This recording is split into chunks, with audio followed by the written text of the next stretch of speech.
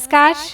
श्रीमद् वाल्मीकि रामायण अखंड पाठ में आज का हमारा सर्ग है 12 सर्ग, किष्किंधा कांड से 12वां सर्ग।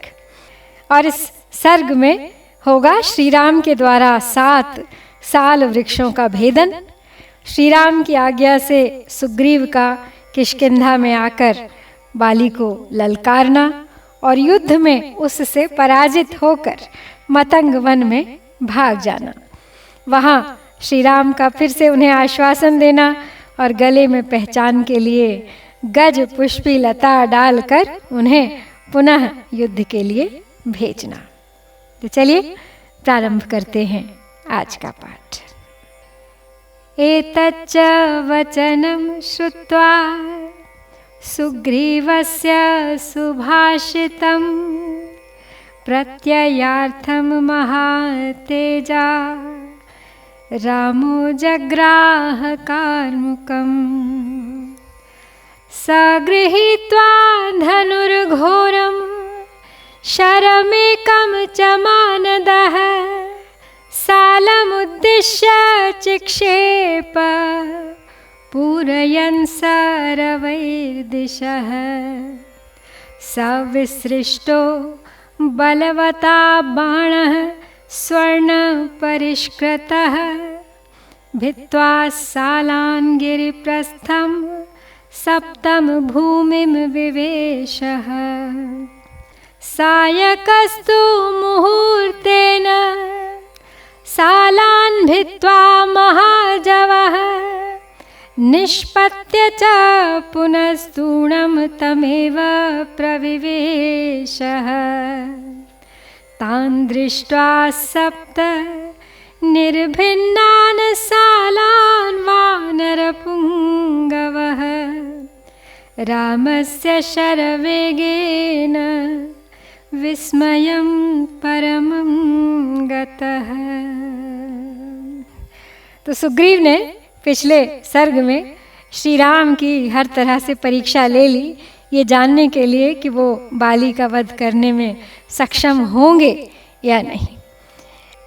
मन ही मन उन्हें विश्वास है, लेकिन बाली के बल को तो सुग्रीव ही जानते हैं। तो श्री राम भी अपने मित्र को निराश नहीं करना चाहते। सुग्रीव के सुंदर ढंग से कहे हुए उन वचनों को सुनकर महातेजस्वी श्री राम उन्हें विश्वास दिलाने के लिए धनुष हाथ में ले लेते हैं। दूसरों को मान देने वाले श्री रघुनाथ जी ने वह भयंकर धनुष और एक बाण लेकर धनुष की टंकार से संपूर्ण दिशाओं को गुंजाते हुए उस बाण को साल वृक्ष की ओर छोड़ दिया।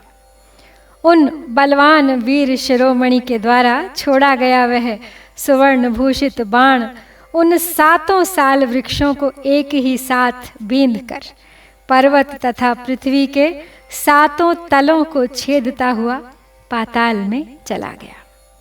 तो इस प्रकार एक ही मुहूर्त में उन सब का भेदन करके वह महान वेगशाली बाण पुनः वहाँ से निकलकर उनके तरकश में ही आकर प्रविष्ट भी हो गया। तो श्री राम के बाण के वेग से उन 7 साल वृक्षों को विदीर्ण हुआ देख वानर शिरोमणि सुग्रीव को बड़ा विस्मय हुआ। अब तो शंका की कोई बात ही नहीं रह गई थी।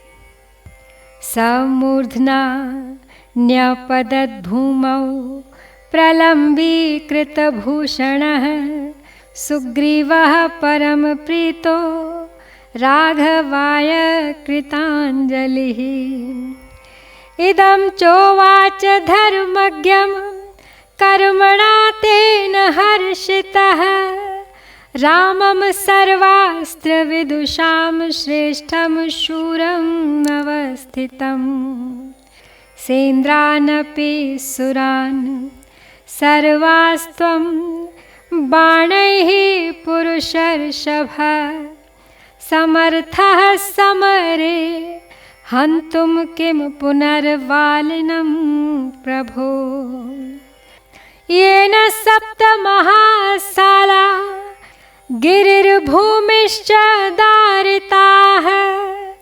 बाणेनैकेन काकुत्स्थ स्थाता ते कोरणाग्रतः अद्य मे विगतः शोकः प्रीतिरद्य परा मम सुहृदं त्वां समासाद्य महेंद्र वरुणोपमम्। तो सुग्रीव ने जब श्री राम का वो कौतुक देखा तो मन ही मन बड़ी प्रसन्नता हुई उन्हें। हाथ जोड़कर धरती पर माथा टेक दिया सुग्रीव ने और साष्टांग प्रणाम किया श्री रघुनाथ जी को। प्रणाम के लिए झुकते समय उनके कंठहार आदि भूषण सब लटकते हुए दिखाई देते थे। श्री राम के उस महान कर्म से अत्यंत प्रसन्न हो उन्होंने सामने खड़े हुए संपूर्ण अस्त्रवेत्ताओं में श्रेष्ठ धर्मज्ञ शूरवीर श्री रामचंद्र जी से अब इस प्रकार कहा, बोले, हे पुरुष प्रवर भगवान, आप तो अपने बाणों से समरांगण में इंद्र सहित संपूर्ण देवताओं का वध भी करने में समर्थ हैं, फिर वाली को मारना आपके लिए कौन बड़ी बात है। हे काकुत्स्थ, जिन्होंने 7 बड़े बड़े साल वृक्ष पर्वत और पृथ्वी को भी एक ही बाण से विदीर्ण कर डाला, उन्हीं आपके समक्ष युद्ध के मुहाने पर भला कौन ठहर सकता है। महेंद्र और वरुण के समान पराक्रमी आपको सुहृद के रूप में, एक मित्र के रूप में पाकर आज मेरा सारा शोक दूर हो गया है। तमद्यैव प्रियार्थम में वैरिणम भ्रातृरूपिणम वालिनम जहि काकुत्स्थ मया बद्धोऽयम् अंजलिः। ततो रामः परिष्वज्य सुग्रीवं प्रियदर्शनं प्रत्युवाच महाप्राज्ञो लक्ष्मणानुगतं वचः। अस्माद् गच्छामः किष्किन्धां क्षिप्रं गच्छ त्वमग्रतः। गत्वा चाभय सुग्रीव वालिनं भ्रातृगन्धिनं। सर्वे ते त्वरितं गत्वा किष्किन्धां वालिनः पुरीं वृक्षैरात्मानमावृत्य यतिष्ठन् गहने वने।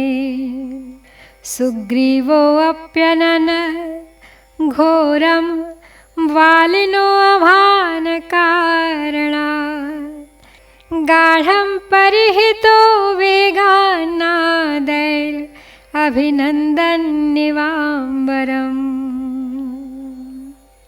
तो सुग्रीव आगे बोले, हे ककुत्स्थ कुलभूषण, मैं हाथ जोड़ता हूँ, आप आज ही मेरा प्रिय करने के लिए उस वाली का, जो भाई के रूप में मेरा शत्रु है, वध कर डालिए। अब सुग्रीव से रहा नहीं जा रहा है। जब देख लिया है उसने श्री राम का सामर्थ्य, उनकी शक्ति, सुग्रीव श्री रामचंद्र जी को लक्ष्मण के समान ही प्रिय हो गए थे। उनकी बात सुनकर महाप्राज्ञ श्री राम ने अपने उस प्रिय सुहृद को हृदय से लगा लिया और इस प्रकार उत्तर दिया, बोले, सुग्रीव, हम लोग शीघ्र ही इस स्थान से किष्किंधा को चलते हैं। तुम आगे जाओ और जाकर व्यर्थ ही भाई कहलाने वाले वाली को युद्ध के लिए ललकारो। तदनंतर वे सब लोग वाली की राजधानी किष्किंधापुरी की ओर चल दिए और वहाँ गहन वन के भीतर वृक्षों की आड़ में अपने को छिपाकर खड़े हो गए। सुग्रीव ने लंगोट से अपनी कमर खूब कस ली और बाली को बुलाने के लिए भयंकर गर्जना की। वेग पूर्वक किए हुए उस सिंहनाद से मानो वे आकाश को फाड़े डालते थे। तम श्रुत्वा निनदम भ्रातुः क्रुद्धो वाली महाबलः निष्पापात सुसंरब्धो भास्करो अस्ततटादिव। ततः सुतुमुलं युद्धं वाली सुग्रीवयोरभूत् गगने ग्रहयोर्घोरं बुधाङ्गारकयोरिव तलैर्शनिकल्पैश्च वज्रकल्पैश्च मुष्टिभिः जघ्नतुः समरे अन्योन्यं भ्रातरौ क्रोधमूर्छितौ ततो रामो धनुष्पाणिस्तावुभौ समुदैक्षत अन्योन्यसदृशौ वीरावुभौ देवाविवाश्विनौ यन्नावगच्छत् सुग्रीवं वालिनं वापि राघवः ततो न कृतवान् बुद्धिं मोक्तुमन्तकरं शरम्। तो सुग्रीव ने जाकर किष्किंधा वाली को ललकारा और भाई का सिंहनाद सुनकर महाबली वाली को तो बड़ा क्रोध आया, आश्चर्य भी हुआ। वो अमर्ष में भरकर अस्ताचल से नीचे जाने वाले सूर्य के समान बड़े वेग से घर से निकल पड़ा। फिर तो वाली और सुग्रीव में बड़ा भयंकर युद्ध छिड़ गया, मानो आकाश में बुध और मंगल इन दोनों ग्रहों में घोर संग्राम हो रहा हो। वे दोनों भाई क्रोध से मूर्छित हो एक दूसरे पर वज्र और अशनि के समान तमाचों और घूंसों का प्रहार करने लगे। उसी समय श्री रामचंद्र जी ने धनुष हाथ में ले लिया और उन दोनों की ओर देखा। वे दोनों वीर अश्विनी कुमारों की भांति परस्पर मिलते जुलते दिखाई दिए। श्री रामचंद्र जी को ये पता ही नहीं चला कि इनमें कौन सुग्रीव है और कौन वाली। इसलिए उन्होंने अपना वह प्राणांतकारी बाण छोड़ने का विचार स्थगित कर दिया और सुग्रीव के लौटने की प्रतीक्षा करने लगे। एतस्मिन्नन्तरे भग्नः सुग्रीवस्तेन वालिना अपश्यन् राघवं नाथं ऋष्यमूकं प्रदुद्रुवे क्लान्तो रुधिरसिक्ताङ्गः प्रहारैर्जर्जरीकृतः वालिनाभिद्रुतः क्रोधात् प्रविवेश महावनम् तं प्रविष्टं वनं दृष्ट्वा वाली शापभयात् ततः मुक्तो ह्यसि त्वमित्युक्त्वा स निवृत्तो महाबलः राघवोऽपि सह भ्रासः चैव हनुमता तदेव वनम् आगच्छत् सुग्रीवो यत्र वानरः तं समीक्ष्यागतं रामं सुग्रीवः सह लक्ष्मणं ह्रीमान् दीनम् उवाचेदं वसुधामवलोकयन्।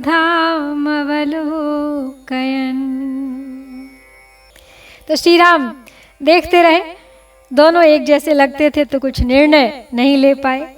इसी बीच में वाली ने सुग्रीव के पांव उखाड़ दिए। वे अपने रक्षक श्री रघुनाथ जी को न देखकर ऋष्यमुख पर्वत की ओर भागे। वे बहुत थक गए थे, उनका सारा शरीर लहूलुहान और प्रहारों से जर्जर हो रहा था।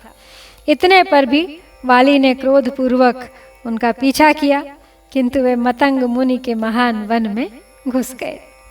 सुग्रीव वन में प्रविष्ट हुआ देख महाबली वाली शाप के भय से वहां नहीं गया और जाओ तुम बच गए ऐसा कहकर वहां से लौट आया।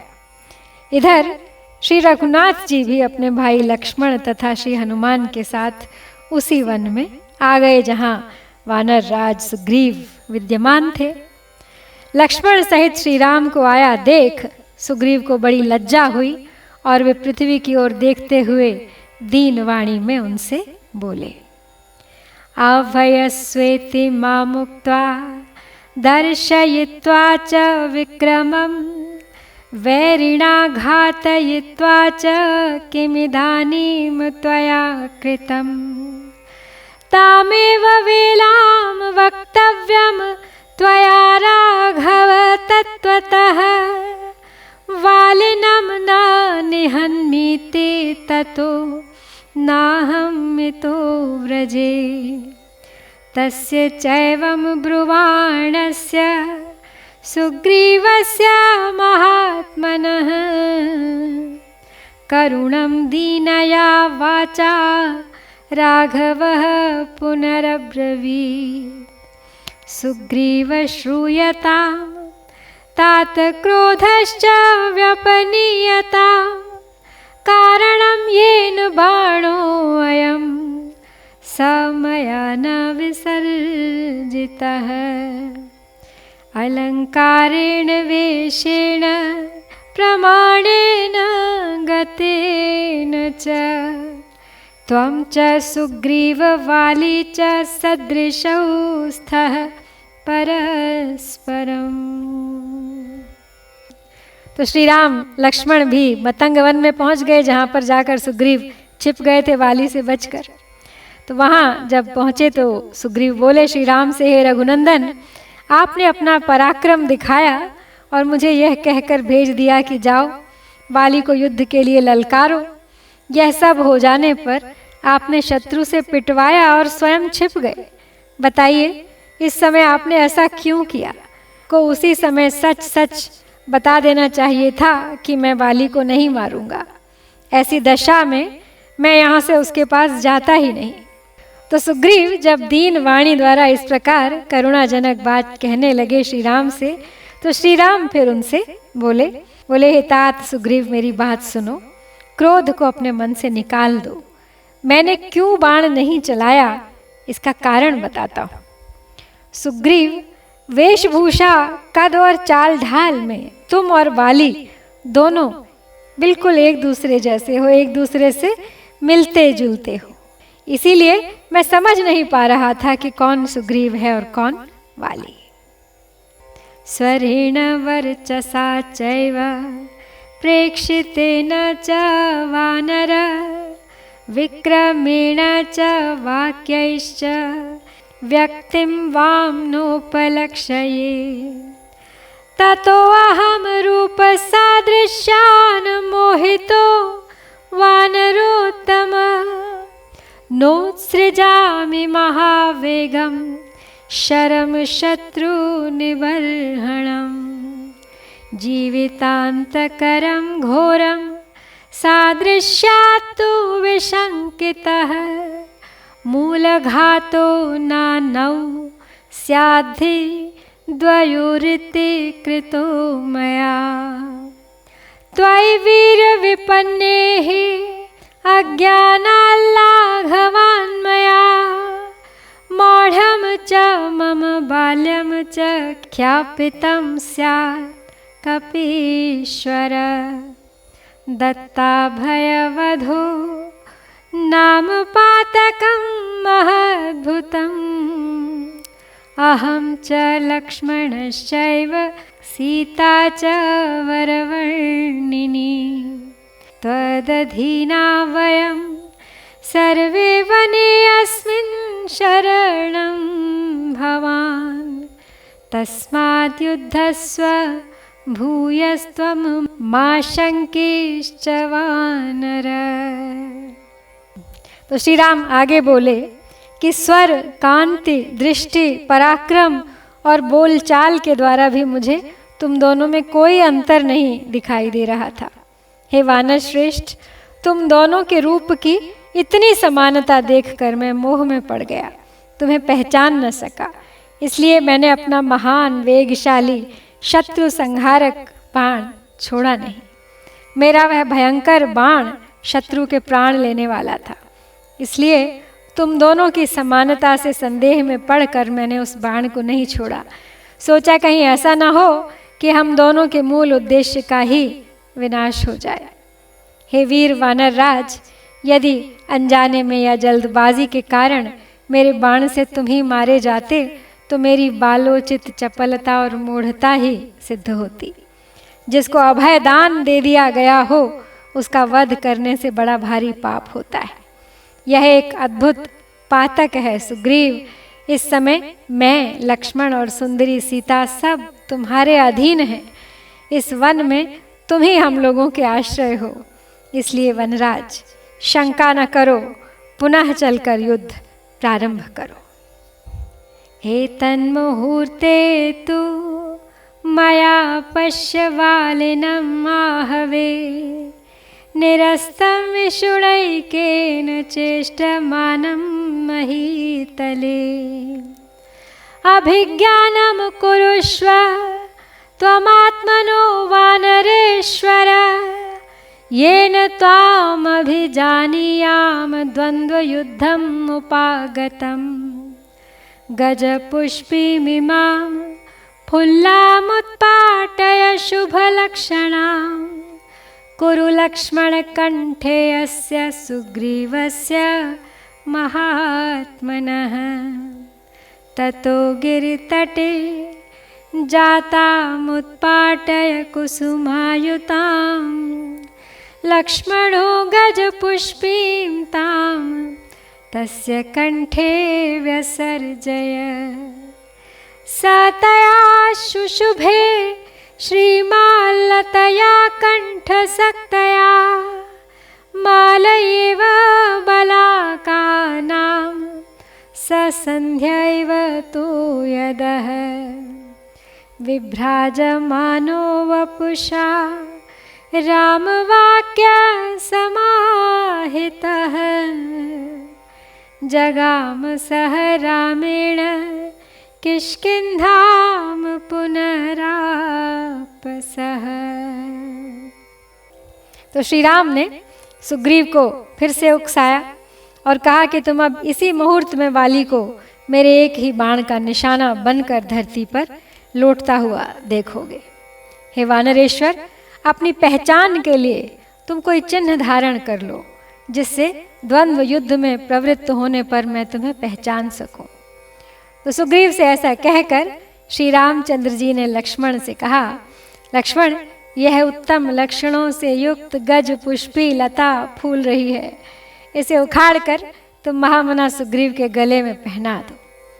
यह आज्ञा पाकर लक्ष्मण ने पर्वत के किनारे उत्पन्न हुई फूलों से भरी वह गज पुष्पी लता उखाड़कर सुग्रीव के गले में डाल दी। गले में बड़ी हुई उस लता से श्रीमान सुग्रीव वक पंक्ति से अलंकृत संध्या काल के मेघ की भांति शोभा पाने लगे। श्री राम के वचन से आश्वासन पाकर अपने सुंदर शरीर से शोभा पाने वाले सुग्रीव श्री रघुनाथ जी के साथ फिर किष्किंधापुरी जा पहुंचे। तो इस प्रकार सुग्रीव दोबारा बाली को ललकारने पहुंच गए। लेकिन यहाँ पर श्री वाल्मीकि निर्मित आर्ष रामायण आदि काव्य के किष्किंधा कांड में 12वां सर्ग संपन्न होता है। इत्यार्षे श्रीमद् रामायणे वाल्मीकिये आदि काव्ये किष्किंधा कांडे 12 सर्गः। ओम श्री सीतारामचंद्राभ्याम